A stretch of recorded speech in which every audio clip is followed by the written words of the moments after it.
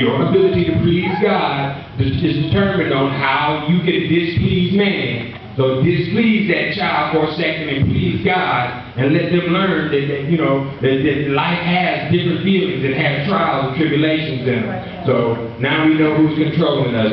Now listen, the presence of God will expose the motives of the hearts of men. See, listen, let me tell you something. We can say whatever we want to say, but the presence of God will really, it's the presence of God you can't lie in.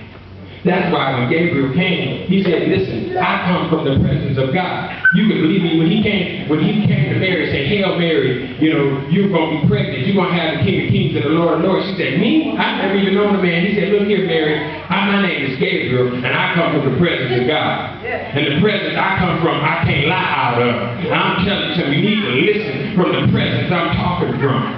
Okay, so listen, let me tell you something. There is a presence that God can bring in your life that you can't lie in no more. That when this thing comes, you can believe a brother after he gets to that level of presence. And so what had happened in this particular instance is this. It was in Exodus 20:13 through 23, and this is what was happening. It says that the presence of God will expose the motives of the hearts of men, and as we read at this time, the purpose was to test us and show us. Not for us to say our motive, but for God to show us our motive.